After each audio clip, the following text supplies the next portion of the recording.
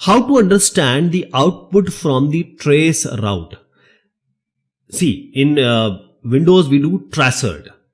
So when we do tracert, for example, we are doing tracert to www.apk.io. You can also write the IP address. Please understand, the ping is the small brother of tracert. Ping will send the packet directly to the destination and that packet will come back through ICMP. Okay, but in tracert, this packet or the communication is not done only to the destination but to all the in-between routers. So you get the information that the route that is the round trip time for each bit in between routers. Okay, so when we do a www.apk.io, there will be some result. How to interpret that result? 30 hops are the maximum number of hops, that is maximum number of router it can jump on. Okay, so the columns, let us understand and try to find out what is happening here. The first column which you see here, this first column is representing the serial number of the hop count.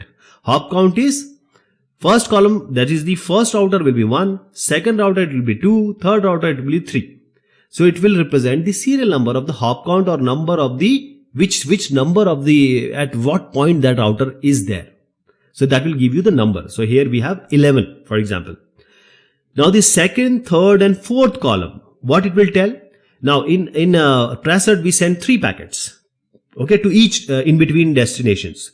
So the time it took for the traditional 3 packets sent by the tracert command to reach a hop or to reach a router, that these 3 packets round trip time is displayed here. Okay. See, the first IP is basically your network only. The second IP address which you see here, third, fourth, like this, these are in between routers. What is the last column? Last column is actually the IP address, listing of IP address of all the routers, which are all the hops being encountered in between. So the last column can also contain the domain name also if it is available. Sometimes the domain name is not explicitly available, it will not be there. Otherwise, the IP address and DNS will also be there, domain name will also be there.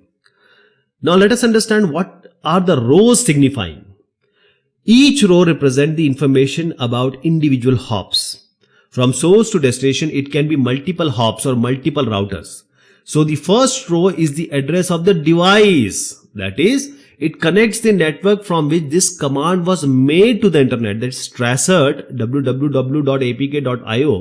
This is called the network internet gateway. So the first row will tell you about your address or in which network you are.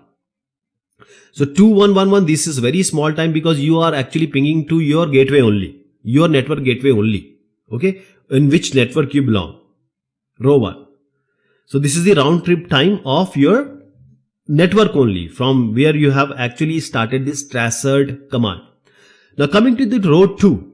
Row 2 is normally usually the address of the router from which the ISP, internet service provider of the device, is actually communicating while sending the request. So first, row 1 is your network, row 2 will be your ISP network address. So if you see here 169.240.197, the time is too much. That means the IP is far away from your from where you have actually initiated the command. Row 3 to 9 in this case are all the routers, all the hops of other networks. There can be some global networks, there can be some third-party internet business organization. Some may still be in your ISP. Okay. So this 3 to 9 are all the intermediary hops or the router that you have pinged actually. Usually the last but one or the penultimate, in this case 10, is the hop address of the network the device is hosting. That is www.apk.io will be hosted somewhere. So this is the where www.apk.io is actually hosted. It lies.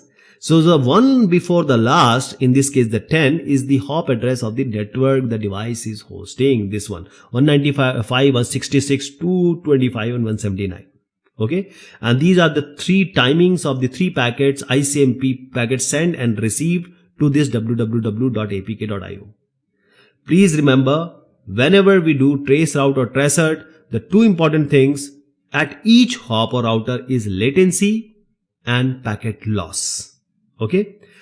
So ping gives you the problem and tracer tells you where exactly the problem is, because because 3 packets are being sent, these packet round trip time best of 3 we take. That is why we send 3 packets. So best of 3, 1 packet may give you false information. So 3 packets will give you exact information that this is the router where the problem lies, and you can trace the route and find out the problem.